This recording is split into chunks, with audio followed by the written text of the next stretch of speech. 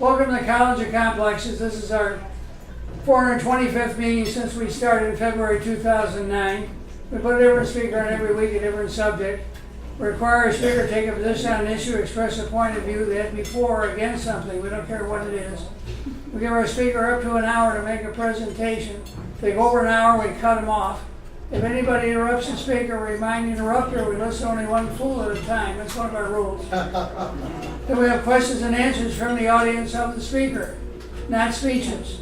Then we have remarks, rebuttals. Everybody in the audience that wants to gets 5 minutes at the podium here to respond to the speaker said for or against. Our speaker gets the last word, gets a comment, closes the meeting. That's how it works. But before we introduce our speaker, we have time for announcements. Anybody have announcements they want to make? Now's the time to do it. Any announcements? No one has any announcements? Come on up here. You have to go to the car to get your announcement? Can you make your announcement up here? Come on up here and make your announcement. Go in the car to make your announcement. She'll make her announcement in the car, I guess. Nice to week. Well, I'll announce what's coming up. Our next speech is our next speaker is September 1st. Is George Gene Lance. He's going to talk about our struggle must go beyond elections, and it's on our itinerary. I'm not going to read all this. September 8th is open. I'm looking for a speaker for that date. September 15th, we have Fred Grimmel, Dr. Robert McLennan, Professor of Medical Science. He's going to talk about ethical issues in genetic medicine. That's September 15th. Anyone else have any comments they want to make? She went to the card for some reason to get something. I'll hold here for 30 seconds. That's it. 30 seconds. Well, I've already held for it. Oh, you're going to make one. All right, come on up here. Away from the break. Not too long. We got one Yes. mic out. We only need 30 seconds. Did you Yeah. check to see if this is working? No. Did you check to see if that wire is turned sideways or is it really Yeah, taking It's them working. It's working. It is playing. Oh, is You it got- working? We just have one That's not speaker. turned on. One speaker We is don't turn those on yet. Well, no, usually not, but I was trying to get it to work. Okay, it actually does. I mean, It's You on. have your speech ready, Susan? Come on up here. okay, Jim, you got preempted. You got preempted temporarily. You're up. Make your announcement. Ladies before men. Always. Sure, keep them on all. Friday, September 7th. Friday, September 7th, 2018, from 6 p.m. to 11 p.m. at 2600 Live Oak at the Latino Cultural Center, outside patio. So it's going to be hot.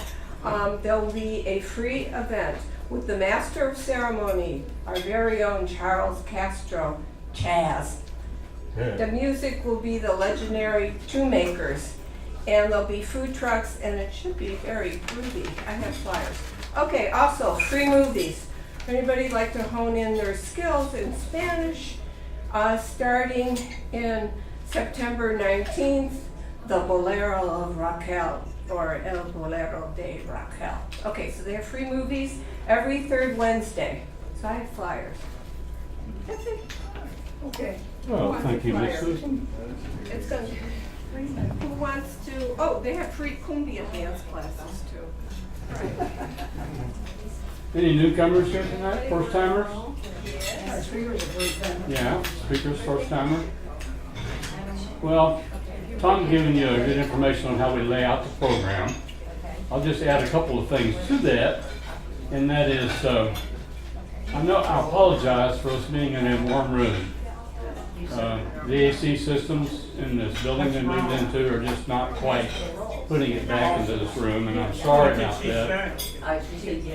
But the thermostat is down as far as it can go, so we're doing as good as we can do.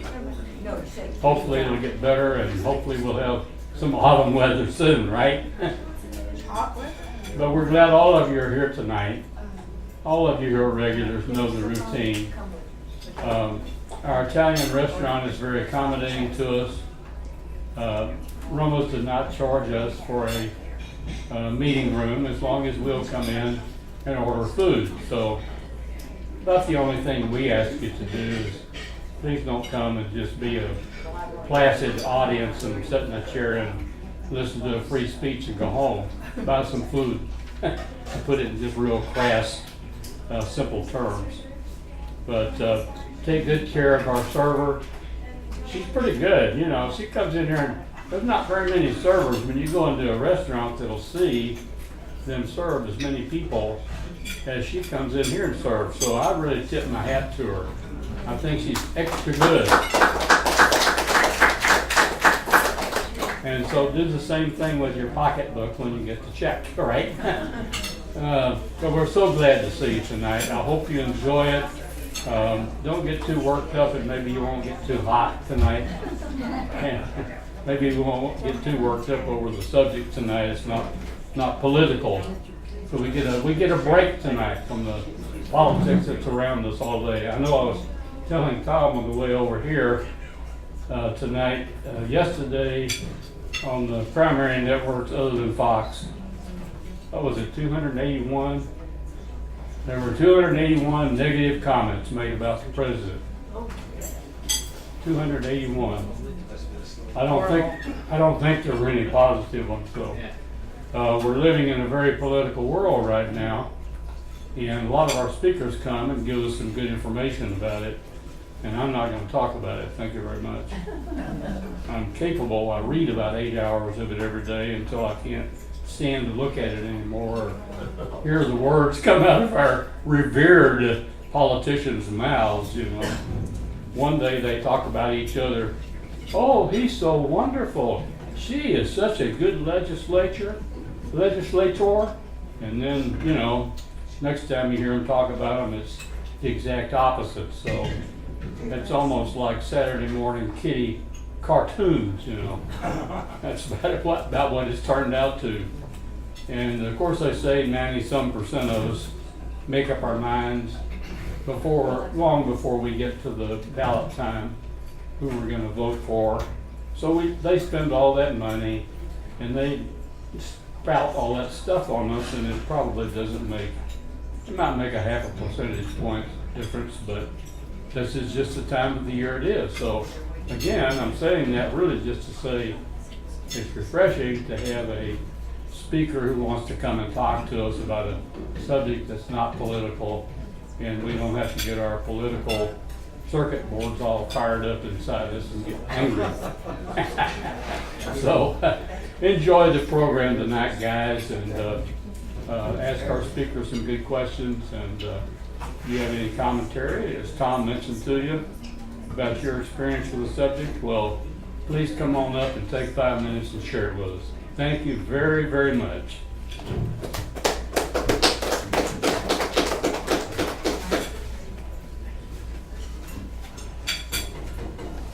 Okay, our speaker tonight is Stephen Bryan. He's to talk about the accuracy of astrological predictions.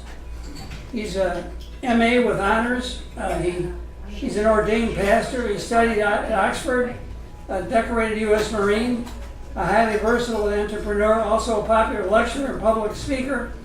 We'll discuss how, for example, Aries are likely to be creative and have the ability to inspire others, and how certain human characteristics predestined by the sun, moon, and planets are influential from the day you were born. Steve will explore why you immediately warm up to some people and are not so friendly with others. Lastly, we'll advise how you can obtain a free personalized astrological zodiac profile.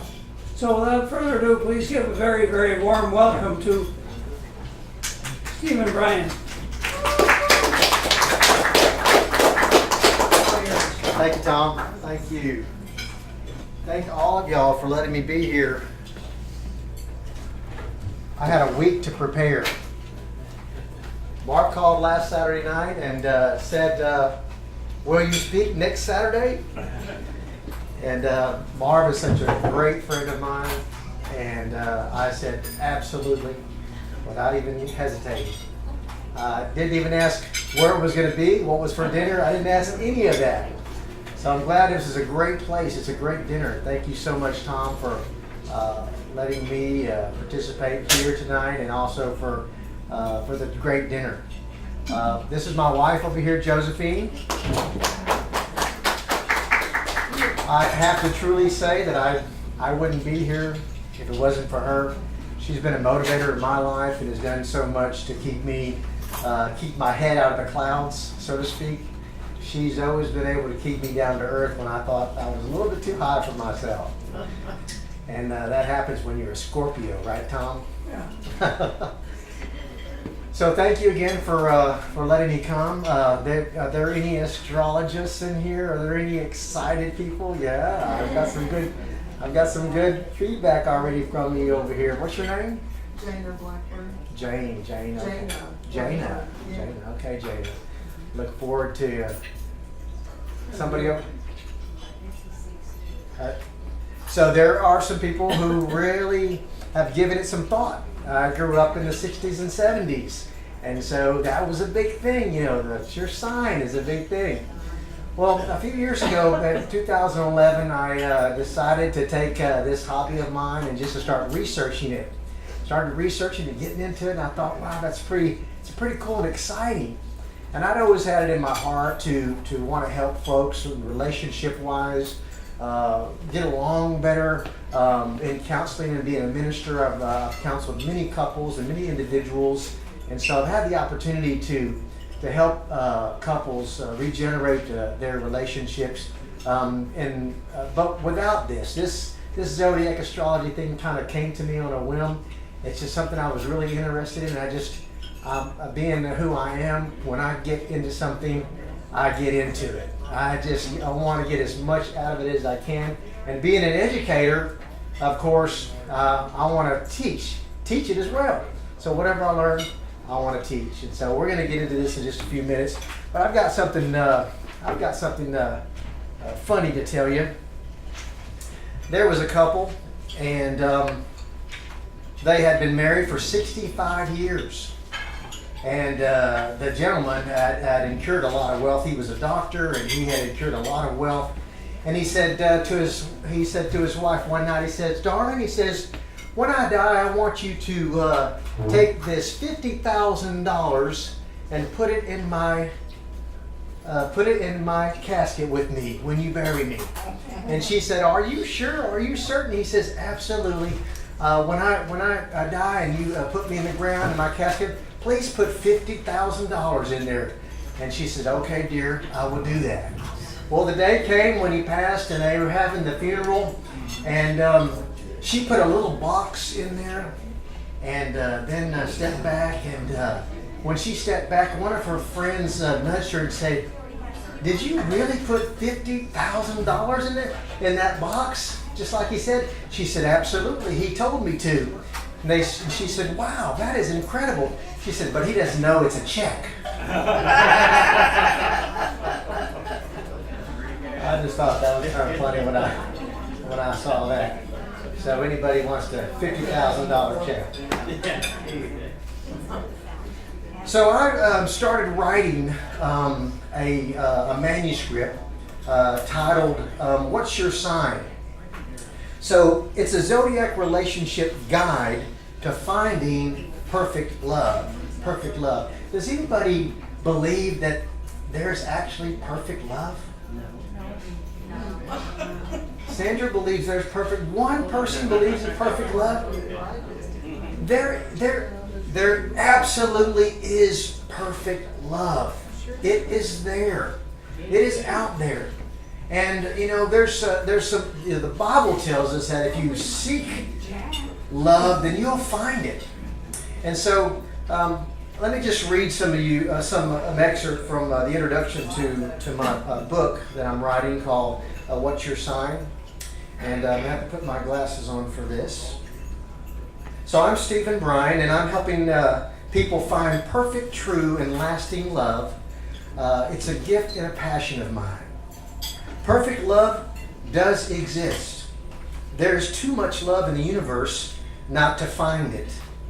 Love is both the comfort and discomfort of the heart. My message, therefore, is know thyself. Socrates said, the unexamined life is not worth living. Anybody ever heard that? Socrates said that's a pretty deep thing to say. So my message is know thyself. If you're going to search for love, then begin with knowing who you are, especially when it comes to searching for meaningful and lasting relationships. The search for love is most important pursuit above all pursuits. And examining who you are in the universe will help you find it. Love in the universe is nothing other than the harmonious interaction of all things. Love is universal, unseen energy of giving and taking. Do you agree with that? And pursuing and finding this harmonious universal giving and taking energy can be as natural as something as knowing and understanding your own personal place in the universe. This is why I've created the Zodiac Relationship Guide to Finding Perfect Love. If you're looking for an ideal date for the evening or a perfect love for a lifetime, the guide can help you. Now, have you ever wondered why you're instinctively and spontaneously attracted to some people and not others? Does that happen to you? You just click with a person. You just sit next to them and you just know you can talk to them, and then you get along with them so well. It just happened. That happened with Marv and I. We were just both watching the Cowboy game. I just said, hey man, and just started talking to him, and that was it. We just clicked. It's that way with some people. Have you noticed that? Have you noticed that in your own life? That some people you just get along with, and there's some people you don't. It goes both ways. This is a give and take universe. And so it, as well as it works that you meet somebody that you just have a great relationship with, there's also those people that you just find it so hard to like something about them. And but there is in each zodiac, and I'll go ahead and let me finish this, and we'll go get into that. So your zodiac sign, also called astrological sign, is one of the 12 constellations on each side of the ecliptic, an imaginary belt in the universe, which within our paths, the sun, the moon, and principal planets. Now your zodiac is determined by the constellation's position during the day and month you were born. It has been determined that within each zodiac sign, there are 12 distinct human personality types or characteristics. This means finding perfect love can be as simple and natural as knowing the qualities, the strengths, and the weaknesses of your own zodiac sign. Know thyself. Know who you are. What's your sign is not only the phrase used to ask someone's zodiac sign, but it's one of the greatest cliched pickup lines ever invented. You grew up in the 60s or 70s, what's your sign was a big thing. What's your sign? And so we really got into it. And it's exciting, still is exciting to me. Whenever I talk to somebody, whenever I'm counseling somebody or I'm reading their personal profile to them, they say, wow, Stephen, that's exactly that's exactly me. That's exactly who I am. And some will say, well, wait a minute, I'm not really like that. And I always tell them, you are like that. You just don't know how to use that. There are great qualities about our characters. There are great qualities about who we are when we were born, what our sign is. There's great qualities about us. There's also bad qualities too.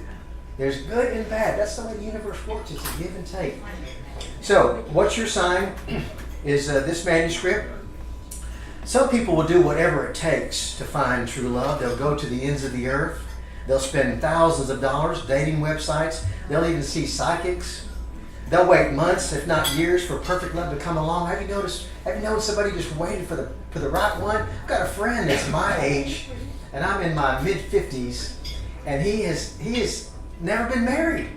He has never been married. And he says, Stephen, I've just never found that perfect one. Never found that perfect one. But it's there, I tell you. But you've got to do something in order to get that perfect one. Well, so dating websites, so I'm not saying that those things don't work. They do. There's a lot of folks that have met online, and and also and traveled around the world. What I'm saying is, before you do those things, use this tool as a guide to understanding who you are and who you're compatible with. Please tell them to go light on the pepper. I have to use the tea. Light on the pepper. Oh, I'm sorry. That's okay. So if you found perfect love, anybody here found perfect love? I have. I'm supposed to say that. My wife is here. If you found perfect love, then that is remarkable. That's awesome. Tom? Perfect love. Even if you found perfect love, you can still benefit from this guide. This guide will help you to understand yourself while also helping you to become more understanding of others. See, it's not just about knowing who you are, but knowing who others are too. What's Your Sign is not just a tool for helping you find your perfect date for an evening or perfect love for a lifetime. It is also a multi-relational guide to helping you flourish in any relationship that you will have or ever have. I've counseled a mother and daughter and used this tool to tell the mother, this is who your daughter is. And she said, I never knew that she was like that. And it was based on her zodiac. Amazing that was her character. The hundreds of people that I have researched, that I have talked to and done their profiles, over and over and over again, I hear the same thing. I never knew that I was like that, or I never knew my husband was like that, or my boyfriend was like that, or girlfriend was like that. So use this guide as an instrument in support of helping you appreciate who you are, and in taking the right actions in appreciating who others are. We have differences. We all have differences. I happen to believe, and from my research, that there are 12 distinct characteristic or personality types. It's amazing. Every Capricorn, every Scorpio, every Pisces, every Libra. It's just amazing that there is this creation that was created. You're the creation that was created in this universe. And I'm also a nut about science. I'm a nut about the cosmos, and I'm a nut about the dimensions and seeking what we see and what dimensions we see. I believe there's more that we can't see. And that's just a pet peeve of mine. So appreciating and paying attention when dealing with love begins with a conscious decision by your heart. Love ultimately will find you. Love is the nucleus of desire. What you desire, the universe will give you. Love began with phenomenon and form, fixity and purpose. Thus, with intent, you resolve to seek love with all your hearts. And I tell you, you'll find it. So tell yourself every day, I'll look for love in the daytime, I'll look for love in the nighttime, I'll look for love while I'm awake, and I'll look for love when I'm asleep. Every day I'll look for love with excitement and the possibility of finding love. And I will find it. And I will find it in everything I see. Love is all around us. The universe is love. It's there for us if we seek it. We find it in people, we find it in others, we find it in pets, we find it in things or material things. Love is there, but we are here on this earth, I believe, to give each other the most love we can give each other. That's what I believe. So I hope you enjoy this guide, and we'll go into. We'll pick a few of you out, and we'll do some of the profiles. I know that you'll find a perfect love, and I'm excited for you. I'm excited to be up here and to be able to give this to you. And so we have what I have discovered is. I don't know what that was. Tom, can you turn that speaker a little bit? This toward one? the wall, just about 5 degrees. There we go, that's fine. Okay, let's try again. So far, how's everybody doing? What do you think? What are you thinking? Are you excited about this? Have you taken time out in your own personal life to research your own sign and to get to know a little bit about who you are? Does anybody here, I know that, Jana, I know that you have, and you just came right out and said, Now, I don't claim to be the authority on astrology, but I've often asked, because I'm also a minister and a pastor, an evangelical pastor, I'm often asked, how does zodiac or astrology fit into God? So I always tell them, well, one thing, astrology is different from horoscopes. Horoscopes are predictions. Astrology is science. It's a pseudoscience, but yet it's still a science. And so that's one thing that I always have adamant about saying that. So I'm not saying if you don't read your horoscope every day, it doesn't happen to you, because Shakespeare says, what you think, you believe. And so you may see that in that horoscope, but that for your horoscope for the day, that may happen to you, because what you think, you perceive, and you bring to yourself. So the other thing I say when it involves God is this. In the book of Daniel, does anybody know what Daniel's profession was? Any Bible folks in here?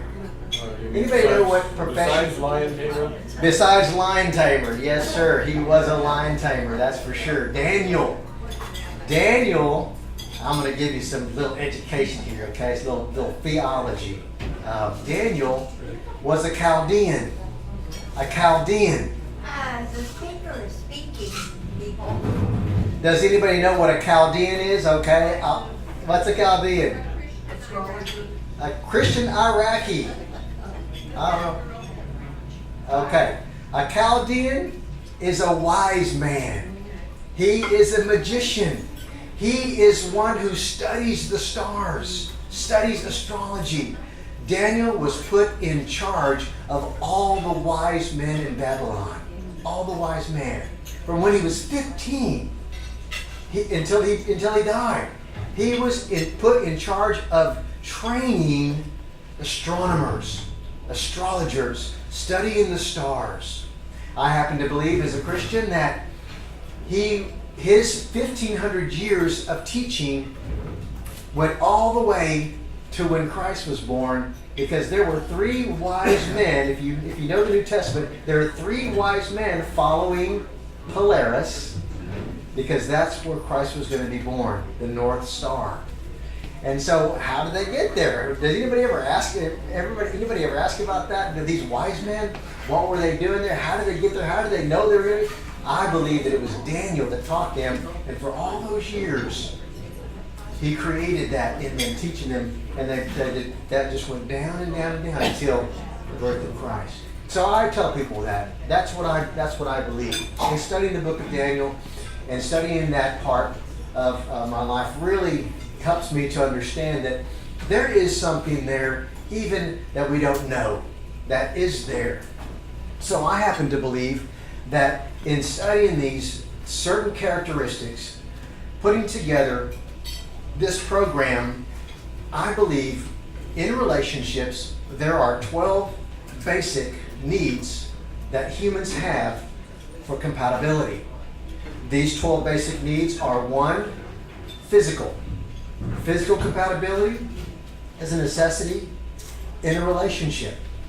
Emotional compatibility is very important in a relationship.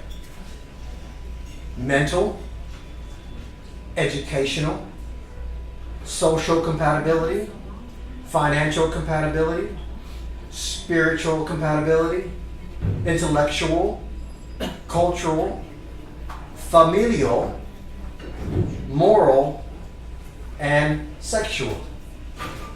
So these 12 basic needs of human compatibility, I've taken these 12 basic needs, and in my research, I've compiled the characteristics of every zodiac, all 12 different zodiacs.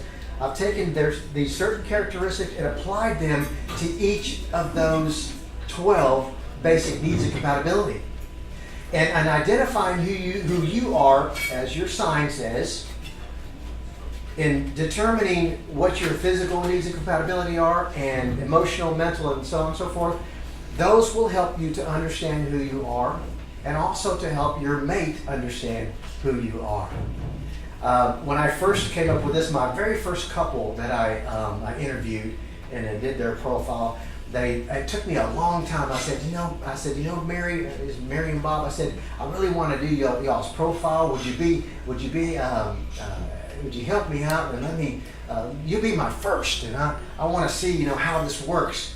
So she said, okay, Stephen, yeah, I don't mind. I'll let you do that. And weeks went by, months went by, and that catcher, I'd say, hey, when am I gonna be able to interview you and Bob? And she said to me one time, she said, well, Stephen, she says, can I be honest with you? She says, I've been married to Bob for 25 years. What if I found out I'm not compatible with him? And so I said, well, this is a tool not just to show what you're compatible with, but also what you're most compatible with, but also what you're least compatible with. There are certain characteristics we have that aren't good quality, or they're not the best qualities that people have. And so what I tell people is say, how many of these 12, just looking at them and looking over them, how many of those 12 would you say you and your mate are compatible at? So somebody say, well, we're compatible with four of these. In other words, we have problems with. Socially, I'm an introvert, she's an extrovert. Physically, I like to run, she doesn't like to work out. Emotionally, I'm high-strung emotionally, and she's really even keel. There's differences. So what I always tell when I'm counseling somebody or reading their profiles is I'll tell them, these are things to work on, right? We can work on those things. There are characteristics, there are things that we may not have in common, and we may not be 12, we might not have all 12, we're all compatible with all 12, but man, at least one, I'm saying at least have one. So there's these other ones, there are ways to work through those. And it begins with knowing who you are, knowing who your mate is, and then working on those things that you have to compromise on. And then build on those things that you have in common with. It's just a way to take your relationship to another level. It's just a tool. Like there's a lot of books out there on marriages, and there's a lot of books on couples, and there's some wonderful books on love languages and respect, and there's a lot of great tools out there. But I've seen a lot just in the last year. Going through the internet and researching some things. I've sent this manuscript to a few of the publishers. I've sent them to magazines.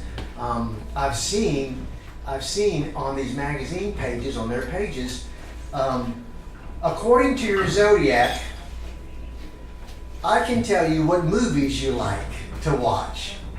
And according to your zodiac, I can tell you where you want to go to dinner, or what books you like. According to your zodiac, I saw all these things, and they're on one of the number one magazines, Allure magazine, Vogue magazine, GQ. All these magazines out there are saying, according to your zodiac, this is what you like. And I was interested. I said, hey man, I did this 5 years ago. I started doing this. And somebody told me 5 years ago, said, Stephen, you're way before your time. I think now is my time, because I'm seeing this on the internet, all over the internet. So the 12 basic needs of human compatibility. These are to me are the 12 needs that we have. If we look at those needs and we study those needs and how we are compatible with our mate, there's some things we can work at, and there's some things we can build on. Now, does anybody have any questions so far? Anybody have any questions? Anybody have any questions for me? Is this interesting? Yes. To me, it's a phenomenon. It's something that I just can't believe it. And I have to tell you, even looking at my wife or myself, when I'm talking about her personality, there's so many personality tests out there. There are hundreds of personality tests, and do you know that jobs? If you interview with a job, that job will have you take a personality test before they'll hire you. Did you know that? You know they're doing that? We've got probably a lot of retired folks here. But if you're out there looking for a job, and it's been that way for like the last 5 years or so, they ask you to take a personality test. And I've always wondered, why did I get that job? Why did I get that job? Is it my personality? What was it about that personality test that didn't give me that job? Well, finally I found out because there was a test where they said, Stephen, you're gonna have to see a counselor. We need your test came out, and we need for you to go and see somebody. I said, well, no problem. I said, I know that I'm different. I know that I'm outspoken. I know that I see things differently than most people. When I'm after something, or when I want to learn something, I go for it full force. And when I'm high on excited about life. I get high excited about life, and I'm like everybody else. I get down too. And so I went to see this counselor, and man, she said, I highly recommend you for that job. I said, well, I knew that, but they didn't know that. So it's interesting. It's very interesting. So, they have these personality tests, and these tests are like 500 questions. Yes and no. I'll do this, or I won't do this. There's some incredible tests out there. And you know what I tell them? I told this counselor, I said, just look at your zodiac. Just look at your zodiac. Look at your sign, and it'll tell you who you are. To me, I believe that. And so the 12 basic needs. So I've compiled in my Perfect Mate profile. This is called your Perfect Relationship Profile. Now let me have, in the audience, a Libra. A Libra. Is anybody a Libra? Okay, there's a couple of Libras in here. Okay, so Libras, this is for you. I'm going to do a free profile for you, okay? Now, this is interesting, and folks, just pay attention to this. This is incredible. This is what is incredible. So the Libra, tell me if I'm wrong. Well, let me just tell you who the Libra is. The Libra is one of the most harmonizing of characteristics of people on the planet. The Libra, if you get to know a Libra, that Libra will be your best friend for life. They're loyal and they're harmonizing. The Libra is very balanced. And out of all the zodiacs, I picked Libra first because Libra, if you meet and find a Libra, you want to be their friend. Because they help balance out all other type of characteristics. They're a very balanced person. So the Libra. So this is the following specific characteristics, Libras, of the person that you're most compatible with. So I've compiled a list of bullet points of characteristics of the type of person you're most compatible with. And so I know that Sandra has a boyfriend, right? Husband. Okay, so we're going to see how well he fits in this category. Okay? So Sandra, and what's your name, ma'am? Sue. Sandra and Sue. So this is the type of person that you're most compatible with, okay? You're compatible with a person who is very communicating, very communicative. You want to be with somebody who you can communicate with. You need somebody who's very open. You need somebody who's very innovative and who has original ideas. You need somebody that's dependable, patient, artistic even, attentive, and cautious.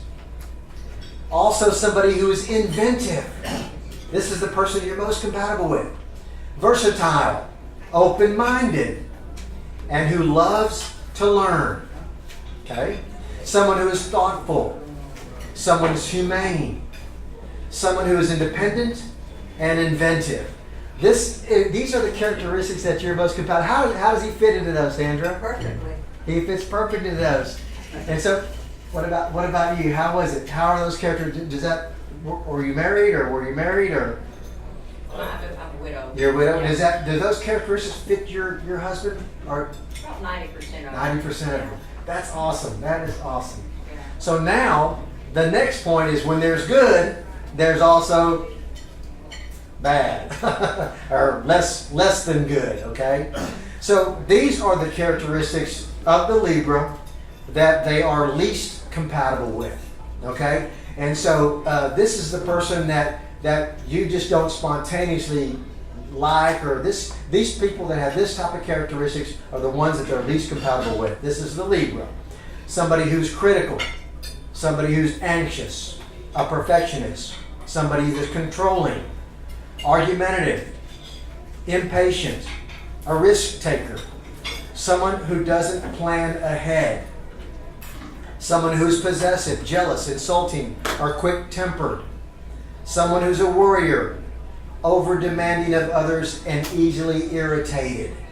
So these are, what do you think about that, Sandra? It's true. So one of the things I said, so these are characteristics that are the least compatible. And they, believe it or not just with the Libra, but among all the zodiacs, I've discovered in my research that there are certain characteristics that maybe some of the other zodiacs can tolerate. Some of the other zodiacs can tolerate these least compatible issues and characteristics. And so now, not to get too personal, but these are your 12 basic needs for human compatibility. Now, physically, you don't exactly like exercise and usually don't really like to sweat at all. Physically, you're very affectionate in a very physical way. This is the Libra. Does that sound like you? Oh, yes. Physically? Okay. Emotionally, the emotional attraction, the emotional characteristics that for human compatibility. Libras, you're a very sincere person. You radiate calm, cool, and collective vibrations. You don't like being left alone, but you often hide your true feelings. Libras, you're very sweet and a sentimental person emotionally. This is the Libra. What do you think about that? That's the emotional aspect. Mentally, Libras you're often very tuned in with whatever's going on around you. Very, very tuned in with what's going on, what's happening. Any type of conflict makes Libras crazy. Any type of conflict. Now you might be saying, "Well, I don't like things. I don't like crazy things either. I'm a Scorpio. I'm a Sagittarius." But especially the Libra, because they're a very balanced, very harmonious person. They don't like for things to be in conflict. So it makes them crazy when there's conflict. Libras, educationally, you love the arts. You're very artistic yourself. You thrive in academic environment when given instructions and told what to do. It's your creative ideas that will surely take Libra places. You're very creative. Is this true about you? Yes. This is your educational side. Yes. Socially, Libras would rather be in a group than by themselves. Socially, they're very generous towards friends, and no matter and who matters most to them are their friends and their closest friends. The people in the Libra's life are most likely to comment on their inspirational ideas, and they want to follow them. This is the Libra. And I know just by meeting Sandra myself, just talking to her and just communicating here in the last hour or so, I've really noticed a genuine interest she has in not just me, but my wife and in Marv. And I just said, wow, that's the Libra. That's the person. That's their character. Okay, that was their social. Now, Libra's financial. Financially, Libras, they stick to all their financial decisions. This is the Libra. They stick to their financial decisions. Spiritually, you choose your spiritual path as a stable walk spiritually. When you decide, when you have a spiritual faith, you're stable in that faith. Is that true about you spiritually? Yes. For me. Intellectually, you're harmonious, as I said, creative, innovative, and absorb information from all sources, especially books. Libras like reading. Culturally, acceptance is very important to Libras. You tend to hang out with people that are more like you, and you're very diplomatic. You're very considerate and appreciative of other people's differences. Libras, is that you? Familial. When it comes to family matters, affection and attention are most important to Libras.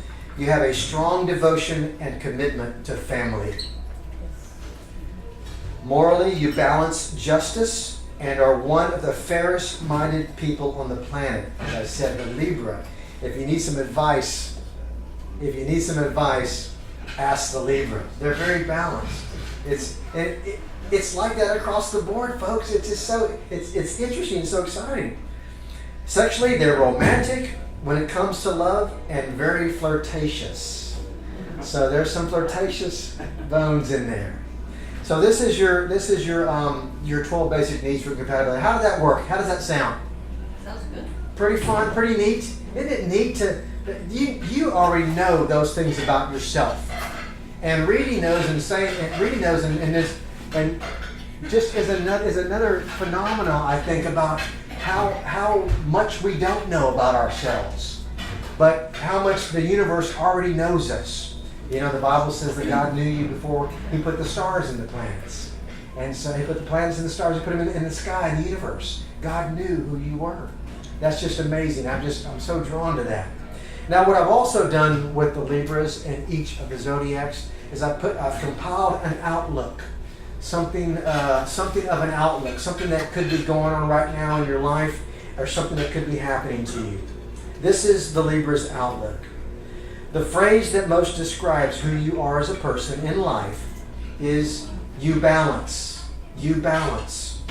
You love to be seen as someone who has style and who loves all things romantic. Are you romantic, Libras? Yes, of course. People should know that you're the kind of person who strives for harmony and balance in life and relationships.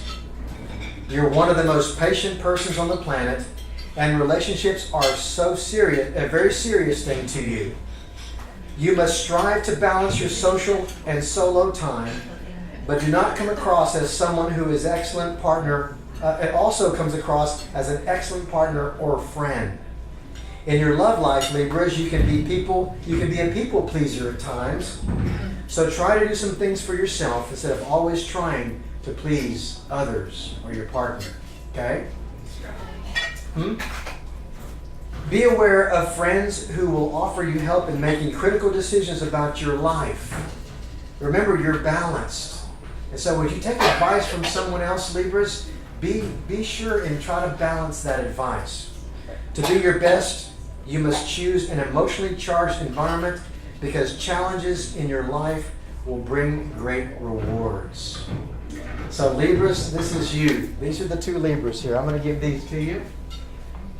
This is yours to share. So what I've done with this is a neat tool that you can use and have fun with. I think it's fun, and just by reading those, see how close that was in their character. Now I got a question for you.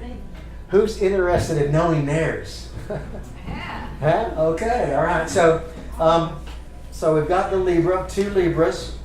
Now, instead of going through all of these, let's see. Do we have? Okay, let's do Pisces. Any Pisces? One Pisces, two Pisces. Oh wow! Okay, awesome. So we've got two Pisces. That's good because I only have two of these anyway. So the Pisces. Now I'm going to go ahead and give these to you. You let you read through them, and then we'll go through it. But isn't this exciting? Aren't you getting kind of curious?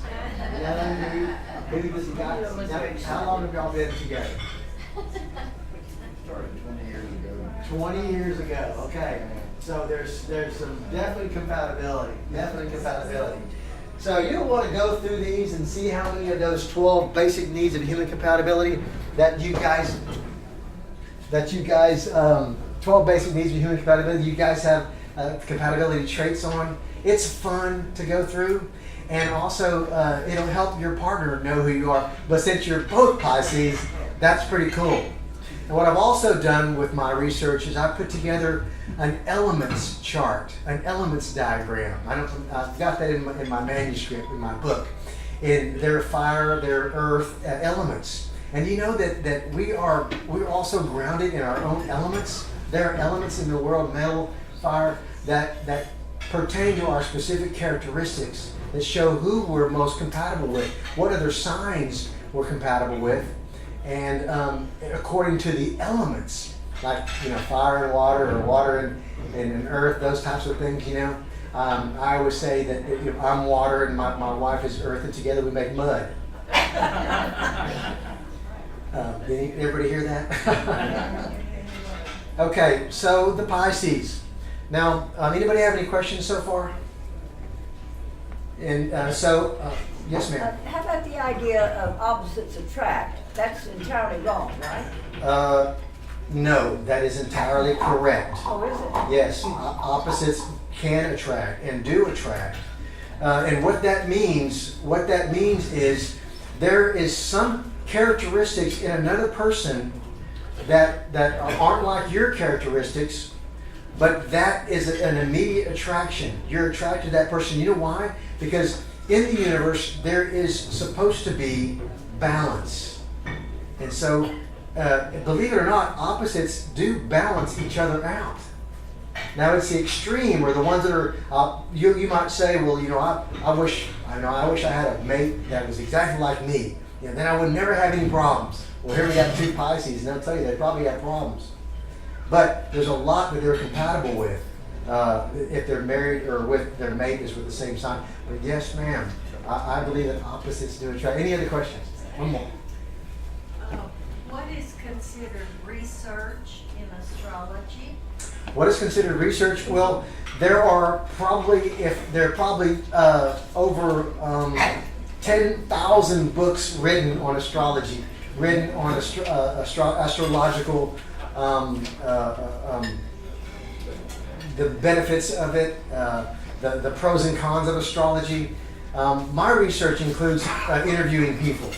And so, and I've read in some books that they've gone into areas of population where there are a lot of population of people. Like, for instance, I was studying a handwriting specialist that was also doing, that was working for the FBI. This gentleman friend of mine, he also, so in his handwriting analysis and writing his book, he went into a prison. He went into the prison where he had all of these people, all these individuals, and he could study their handwriting and and then interview them and have that time. So that's researching right there. And so there's different ways to research astrology or astronomy or horoscopes. So in my readings and in my books, I've compiled this list, and also I created the 12 basic needs. But I've used other individuals who have far more education or study than I do in this subject, and compiled those together, and have found resounding criteria for putting this together. Being good, correct? Yes, sir. What is your opinion of the differences between Jyotish astrology and Western or Chaldean astrology? Well, they're big difference in culture, and mainly it has to do with culture. The culture has a lot to do with the differences, because what we do is we're looking at two different complete cultures. Historically, we're different, and so that plays into the differences. Just our historical culture, where we come from, our backgrounds, how old our culture is as compared to a culture in the East that has a much deeper culture. They have more of a history than we have. So that's the biggest difference. Anybody else? What is your rising sign and your moon sign? I'm not really into the rising signs or the moon signs. I have looked at that, but that hasn't been one of my primary focuses. Tell me about that. That's a really good question. Well, the rising sign shows the personality, and the Rising. moon sign shows faith and The moon in Aries can give a very erratic sort of disposition, sort of fiery at times, right? And then, of course, the moon in Cancer or Pisces, very, very different. You know, all of that has to do with your emotional nature. And you don't know that about your own chart? About my own chart, I do have that. I don't know that personally, mentally right now, off the top of my head, but I have that. I have that information. Yeah, well, it shows up in families because my brother and I, out of 360 degrees in a circle, and the rising signs on the far left in the middle, we both have the very same sign, the very same degree. Oh. Yeah, we were very close growing up. We're 11 months apart. We both have 7 degrees Virgo rising. And I often see that in charts that I've done. I have a friend that was a 0 degree Aquarian, and both of her children were 0 degrees. Degrees show up very, very frequently in families. In fact, my great-grandchildren, both are Cancer, Capricorn, which are opposite, and then their rising sign exactly opposes to the exact degree. So you have to realize that there's something going on with the numbers here, you know. Well, I mean, what are the odds that would just happen accidentally? What are the odds? That's exactly right. Astronomical odds that happens like that. Well, you have just added another chapter to my book. Thank you. Yes, sir. Did you consciously schedule to be here on a full moon? Interesting. No, I did not. No, I did not. It is a full moon? It is a full moon? In the morning. In the morning, it's a full moon. That is very interesting. That is. That's a good sign. And that definitely, I can relate to that. That it's a full moon. Isn't that interesting? Here I am. Yes, sir. A term that you used in describing Sandra a few times Yes. was creative for Libra. Sandra owned a company called Creative Public Relations. Is that right? Wow. That is really cool. That is very interesting. Yes, ma'am. All right, let's talk about you and me and Tom Scorpios. Oh, yeah, okay. Let's do the Scorpios. Okay, we'll do the Scorpio. So Pisces, you have yours, okay? So have fun with that. And my email is down there on the bottom of the page. And email me and let me know what you think. I'm not the authority on this, but I want to know what you think. But it's just, I'm amazed every time I get with someone one-on-one, how fun it is just to go back and forth on their characteristics. And you know who you are. You already know who you are. So it's really interesting to see this come to life anyway. Okay, so let's look at the Scorpios. Okay. And I'm so hoping that I have everybody's here. I've got several copies for others. And so here is the Scorpio. Now you already know this about you. I'll wait to give it to you. Okay. Let's read the Scorpio. You tell me what you think, okay? The Scorpio. The Scorpio, the person that we're most compatible with is someone who is intuitive, kind-hearted, and at ease in sharing their creative feelings. This is someone we're attracted to. Someone who's sensitive, compassionate, helpful, someone who loves antiques and history, someone who is thoughtful, humane, independent, inventive. Us Scorpios are attracted to the person who is trusting. We're also attracted to creative people, gentle people, understanding and compassionate. These are the traits that we're attracted to. Would you say that's who your mate is? Pretty close. Pretty close. Let's look at the least compatible traits. Tom, what do you think? Does that sound like who the person you're attracted to? Okay. The person you're least compatible with, these are the characteristics. Somebody who is stubborn, somebody who is arrogant, smug, prone to bragging. We don't like people who are indecisive, flirtatious, manipulative. Scorpios are very much their own thinkers. We don't want somebody who's possessive, jealous, insulting, or quick-tempered.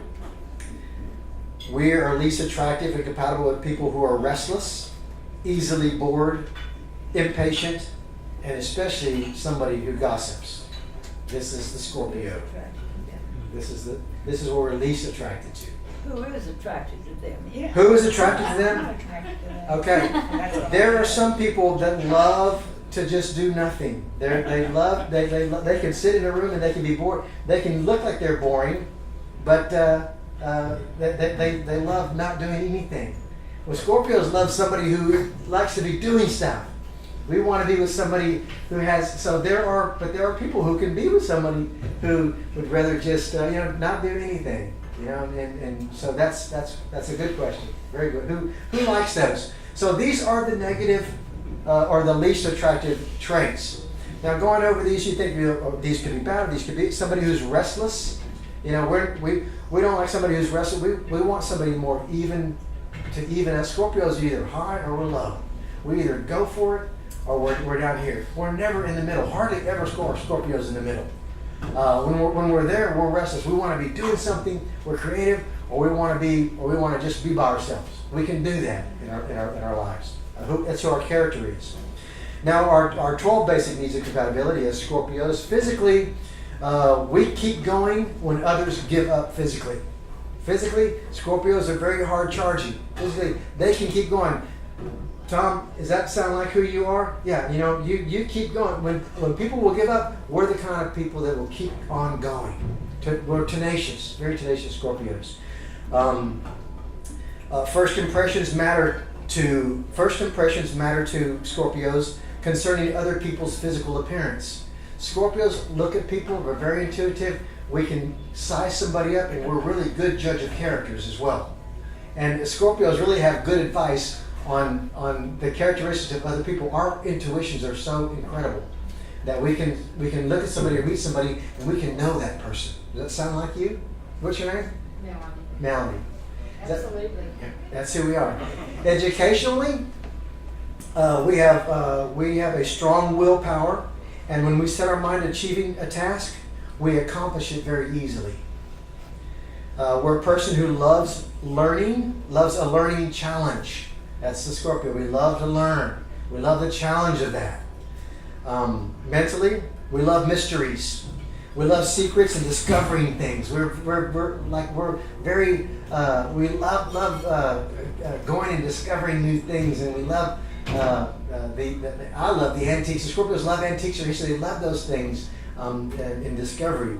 We're quick to react to any form of criticism. Anytime we're criticized, Scorpios, we're quick to react. Huh? Is that right? Yeah. Okay. Emotionally, we're very passionate people. Defensive, and we're also quick-tempered. There's a quick temper in the Scorpio. We love to change and transform. We may be somebody one day, and the next day we love to transform. We love to change. That's the Scorpio. Our minds? Huh? Mind games. Mind games, okay. Tom, is that you? Maybe so. That's a Scorpio. So we're talking about sun and moon rising differences. Okay, so the Scorpio, we thrive under pressure, but we have an impatient nature too. The Scorpio. Burn fast. Huh? We do a slow burn fast. Slow burn fast is the Scorpio. That's right. That's who we are. We slow burn fast. Exactly right. That sound like you? You can attach yourself emotionally to people. It's very easy for Scorpios to attach themselves emotionally. We're very emotional people, and we can immediately attach ourselves to people. That's our emotion. Socially, Scorpios, you are completely cool in social surroundings. Huh? Does that sound like you, Tom? People find you exciting and fascinating. And because of your natural charm, you have many admirers. Scorpios are people persons. We almost always are. We can approach anyone and meet anyone anywhere. That's who we are. Financially, we're super resourceful, but we can be impulsive at times. The Scorpio is very impulsive financially. What you can afford to buy makes you joyful. Spiritually, we're independently passionate about spirituality and faith. The Scorpio has has a very high faith, and also we put that out there. That's the Scorpio. Intellectually, we're an investigator. We love solving mysteries. Scorpios feel smart when someone praises our achievements. We love accolades. Who doesn't love accolades? The Scorpio especially thrives under someone who says, good job. Very intuitive and rarely wrong about a person after meeting them for the first time. That's really good. I like that about myself. Culturally, we're very sentimental and we're concerned for all people types. That's the Scorpio. Culturally. Familial, when it comes to family, we're very protective. Can I get a cup of coffee with green Cup of coffee. Okay. Morally, we have a secretive soul. The Scorpio has a secretive soul morally, and we have our own ethical standards, but our ethical standards are very high. Does that sound like you? Sexually, my wife knows this. We're extremely passionate and sensual, but can be very possessive and jealous at times. That's the Scorpio. Now our outlook for the Scorpio, the outlook, something that's happening in our lives. The phrase that most describes the Scorpio is "we desire." We desire. And also, there's another phrase, and it's called, the Scorpio is very seductive. The Scorpio has a seductive nature. Is that true? Scorpios love to be seen as someone who can make a comeback. We love the comeback. So my favorite movie is not Rocky 1, but Rocky 2. Because in Rocky 1, he doesn't win, right? Rocky 2, he wins. We love the comeback. And under pressure, we thrive under pressure as Scorpios. We love the comeback. We're very emotional and can be somewhat unpredictable at times, right? My wife will tell you that. But there is rarely a dull moment being a Scorpio. That's just who we are. Right, Tom? Very dull moment. We're great judge of character, and we never forget kind gestures. We're slow to reveal who we really are to others. It takes us time. When people think that they have figured us out, we completely change and transform. Which can be a very creative force in our love life, but also very destructive. Some people may say that our love of change is exciting at first, but if and when they figure us out, we can be seen as someone who could be superficial at times. This is the negative thing about who we are, the Scorpios. So consider slowing the change down and try to trust people to get to know the real you. That's the Scorpio. 5? Okay, there's your Scorpio. And there's your Scorpio. What do you think? You have another. Another Scorpio? I do. Huh? I know Hillary Clinton is a Scorpio and she's enjoying Trump's troubles. She's enjoying it. Very much. Scorpio? Are you a Scorpio? Yeah. Awesome. Does that sound like you? Basically, yeah. Basically, yeah. I got a lot of faith. I wear a ring that stays. Leo. Faith. I love that. Yes. I love that. Yes. I love that. You have a question? Okay. So the Scorpio. So this is a really neat tool to use. And again, it's something to have fun with. But as you can see, just in a room of how many of us are here? Maybe 30 or so. There's quite a lot of similarities. And when I talk to people about this, they're just always amazed. And so I've been approached to mail my manuscript to the $1 Million Matchmaker, eHarmony, all of the websites, so that they can start using the Zodiac in order to help choose, or another tool to choose a perfect mate. And so this is something that I'm energized about doing. It's a hobby of mine. Of course, I have a profession. I have a job and a profession, but this I love doing. I've always loved learning and creating and teaching these things to folks. Okay, so who's a Sagittarius? Any Sagittarius? Taurus. Taurus, okay. Can you pass that? We can pass. Can you come get this, Jen? That's for the Taurus. Really? Okay. Virgo. Am I really stubborn? Virgo. Here you go.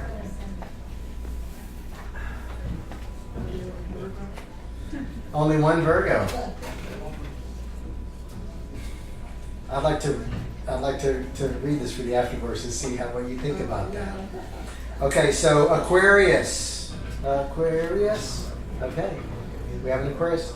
Let me bring this back. Pass it. Come on up here. Yeah, that's right. Aquarius. Capricorn. 3 Capricorns. Okay. I already got You one. already got one. The Capricorn is Capricorn. Capricorn is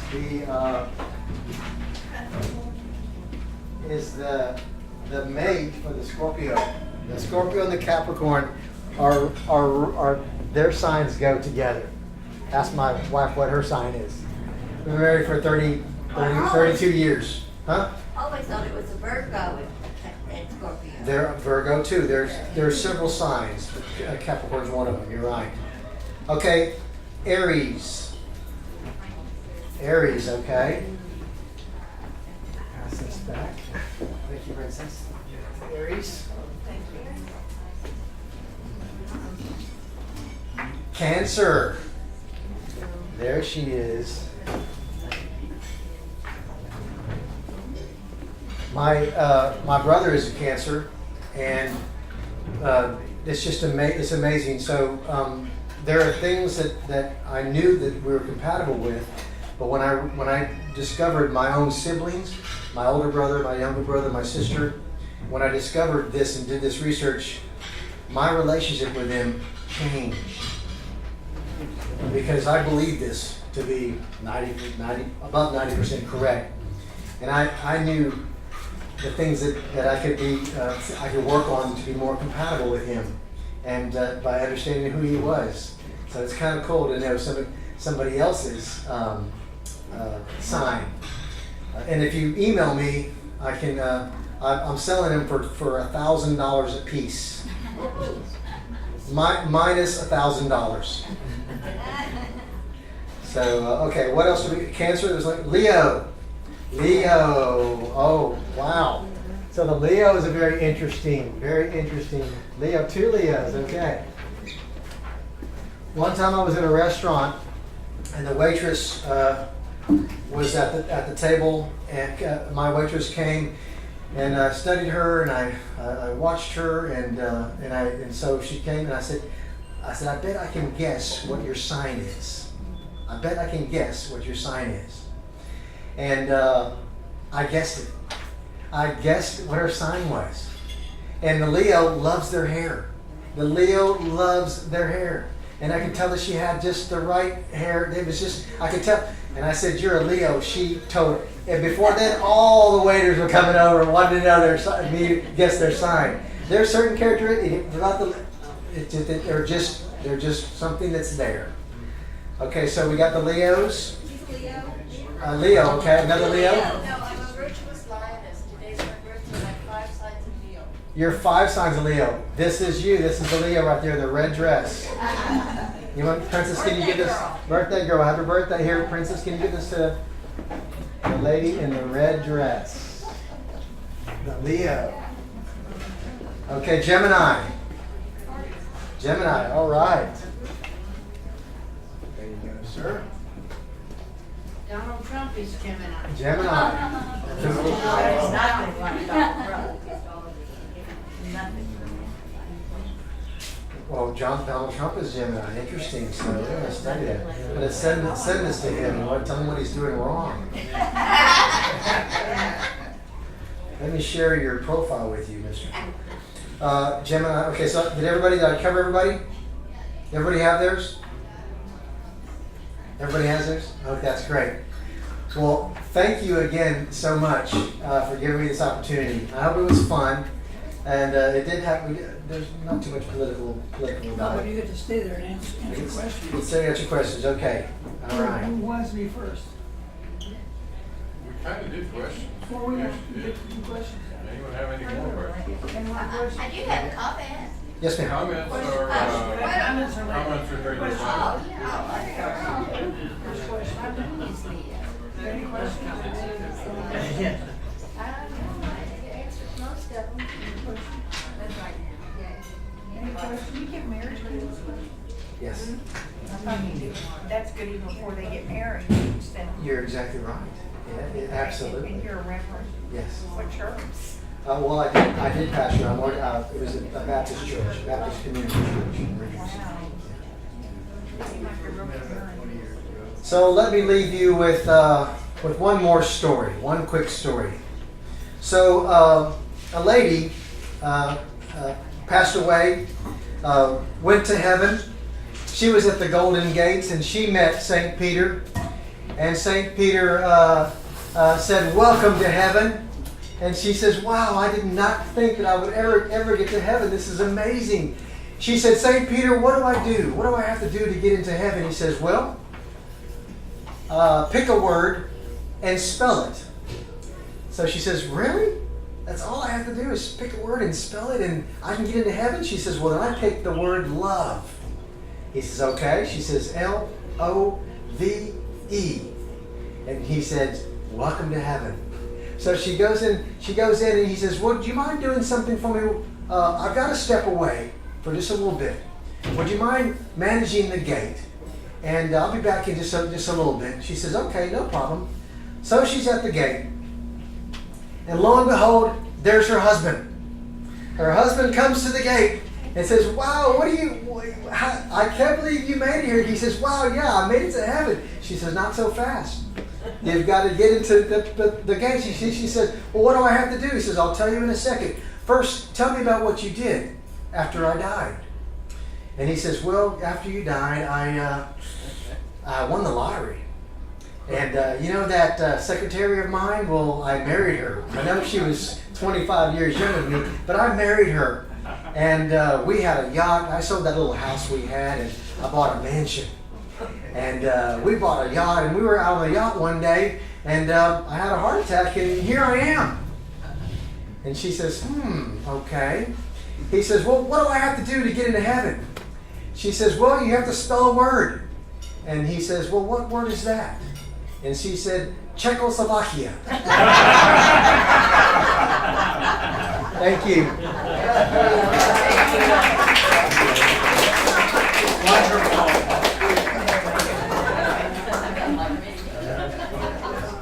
Okay, now it's your turn to talk.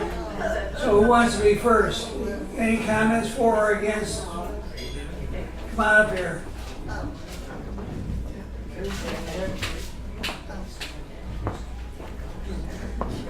Only because I know a little bit about astrology and have studied it for years, seen so many similarities in people.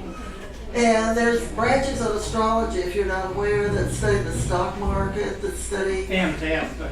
Sorry? Study your health. You can determine health aspects looking at someone's chart. And what's nice, I never like to say anything negative. I have my moon in Libra, so I like to be pleasant and have beautiful things around me, which can be a problem if you spend a lot of money on beautiful things. Anyway, and you were talking so much about Libra. Yeah, I've known a few messy Librans, but usually they're very organized and like things to be nice. I've known many very organized Libras. But when you study astrology, of course, you have a ruling planet for each sign. And so many people think Mars rules Scorpio too, along with Pluto. And so Aries and Scorpio, very often those people can be friends because they have the Mars energy, which is interesting when you observe some of your friends from school. And my mother was an Aries, married a Libra twice. And that polarity, I think, is very, very powerful, the Aries-Libra. Aries is such a powerful sign. The most sensual, of course, are the Taurus and Scorpio.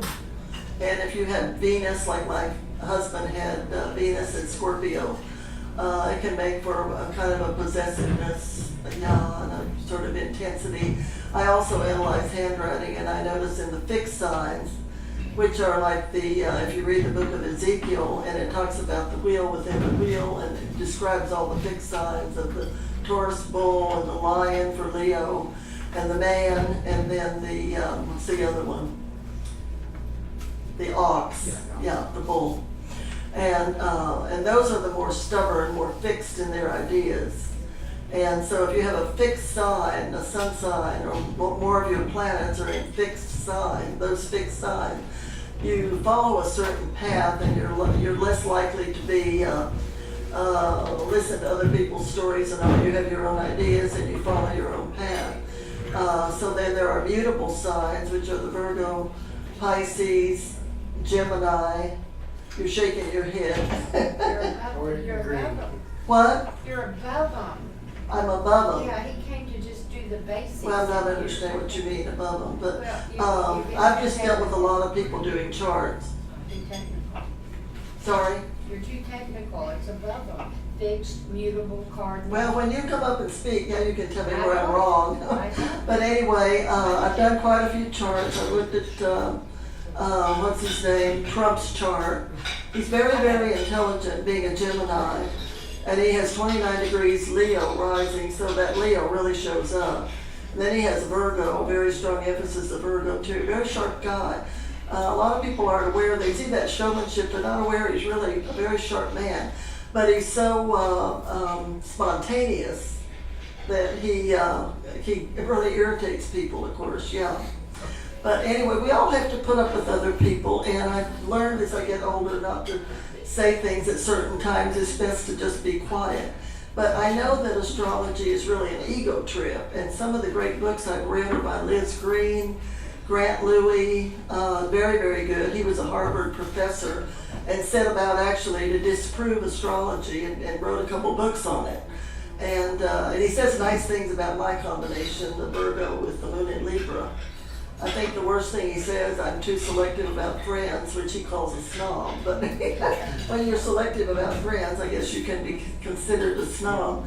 But I followed so much of watching my children grow up and analyzing their charts, and made the mistake of telling one, he was going to make a lot of money because he had a strong emphasis in the second house, the money house. And I don't know that he really watched his money that well after I told him that. He kept thinking it would all come back, over and over and over. And sometimes you're supposed to make certain investments and protect yourself.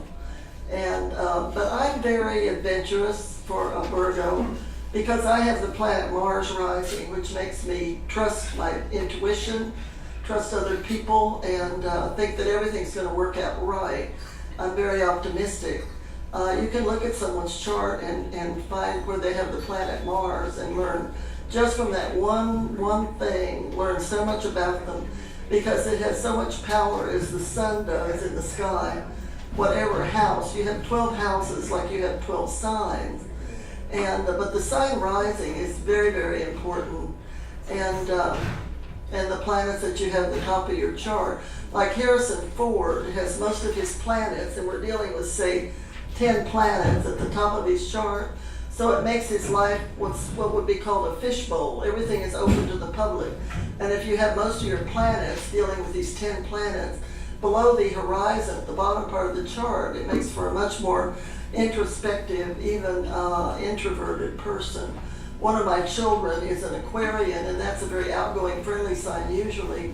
But he enjoys reading a lot. He gets up and plays certain metaphysical, he plays Chopin, he plays very beautiful pieces. And he's just very introspective and very interesting, very well read, very happy to be by himself. But some people really show their sign, of course, like you said, with the Leo.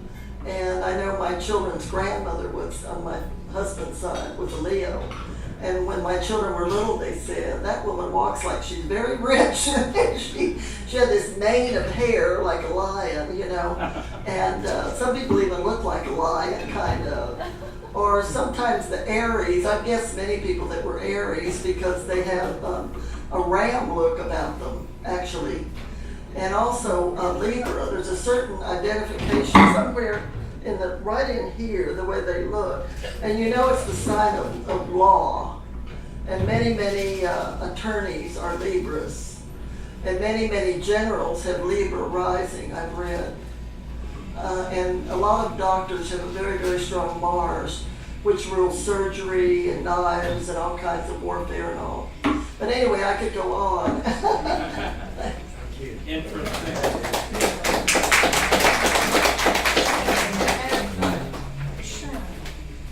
Anybody else? You wanna come up here? No? Yeah, you. Hey, Tom. I would like for her to explain the difference of Okay, ma'am, Gemini we're at president. the rebuttal. If you want to get it to the mic here. Oh, no, I was gonna ask her. Okay, but that's not this part of the meeting. That's not our. So what did you want me to do? Well, I thought you wanted to. Yeah, you can turn the microphone. Now, I think we've had enough. Well, I had so much to do. She's a friend of, what's her name? I was gonna let her say the difference. Barbara. Okay, this is, I guess, what would this be, kind of a Virgo thing? Is the meeting has a structure? Is that Virgo? Yes. Okay, so, this is the rebuttal, or, you're either going to be for the speaker or against what the speaker's saying, or maybe adding something additional. Now, when I was growing up, I would say through high school, I would say almost everyone who encountered me felt that Aries burn. I mean, I was like sandpaper going through the, friends, acquaintances, everything like that. But I'm actually a Taurus. But now, later in life, I'm doing a whole lot of Gemini activity. And I've had people mention this, that there is a kind of individual progression that occurs through the zodiac. And I don't know, what comes after Gemini? Cancer. Cancer. Well, see, Trump's old enough, he might actually be moving into Cancer, whatever that means. Yeah.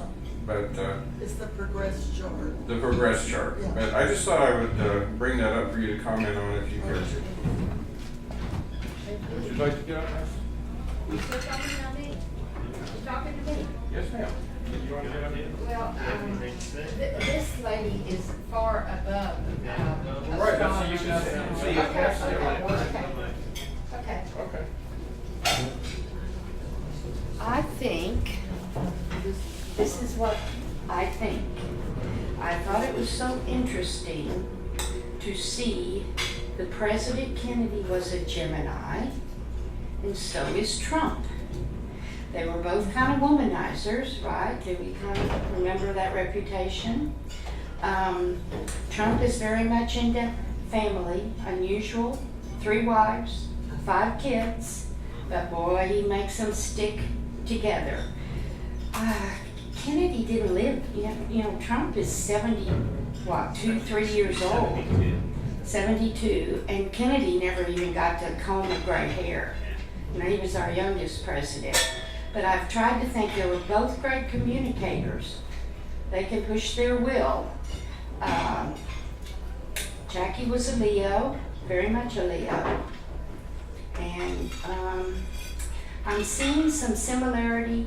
Their words were very, very powerful. And Gemini is a house of communication. They're quick thinkers and they're good talkers. So I have been really doing charts on both of these men, and there are some things that are pretty similar in their basic traits. If you remember, Hillary Clinton is a Scorpio, and Bill was a Leo. Leos love the stage, and he did the stage very well. He also had some Gemini in his chart, so he was a great speaker. And I always remember when he got in trouble with Monica, hearing about the Scorpio going to his face, because he ruined it. They had a plan, and they ruined it. So I don't think that Scorpio and Leo are ever known to be the best in easy compatibility. Now, I don't know what Melania is. I haven't really studied her, but she's very, very, anybody know what she is?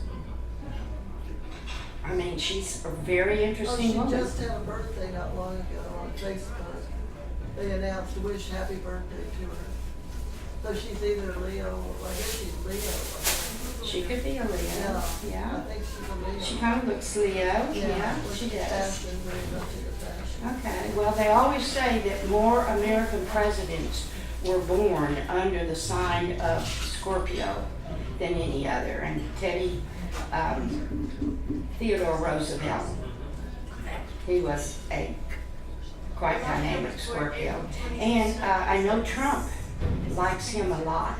He likes the way he worked and pushed and shoved. So he's done a lot of studying about Melania's birthday, April 26, 1970.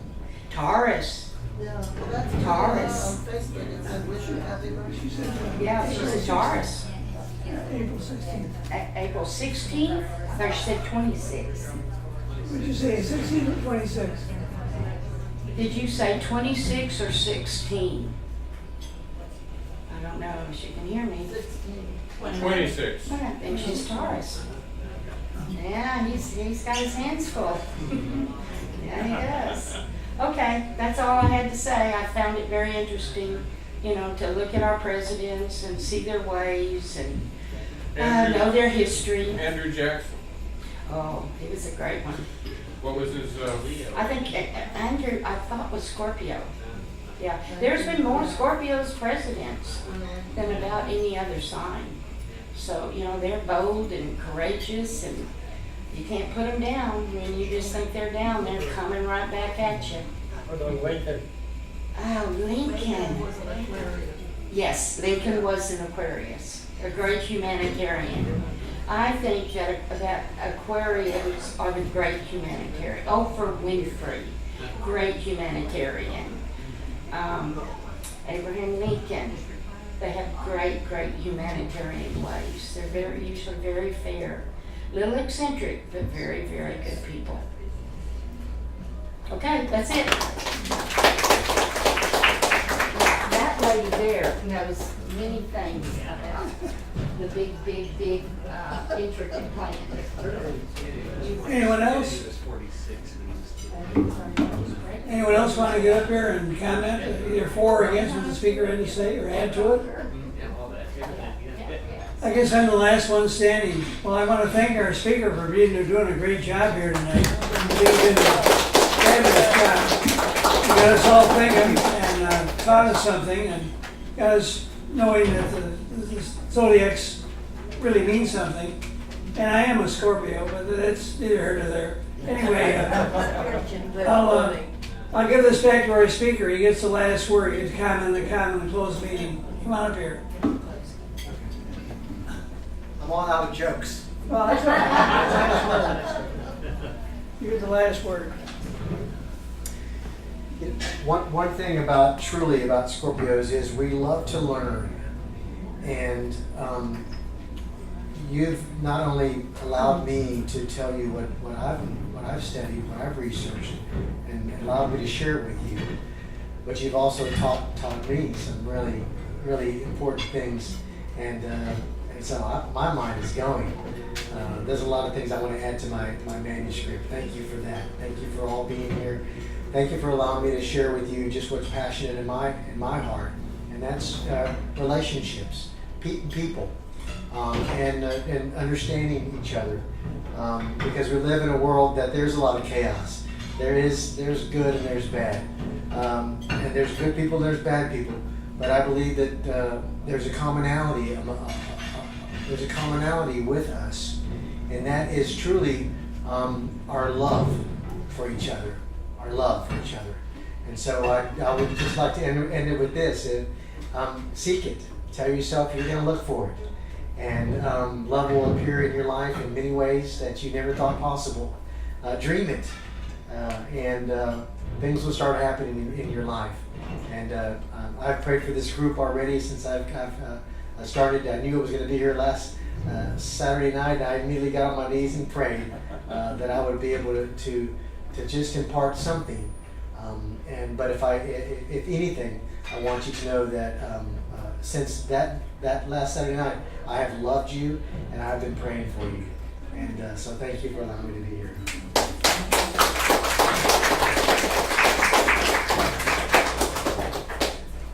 Well, that's it for tonight. That's the end of our formal meeting. Our speaker's still here. You can talk to him, and they kick us out of here at 10:30, just so you know. Thank you all. See you next week, hopefully. Thanks for being here.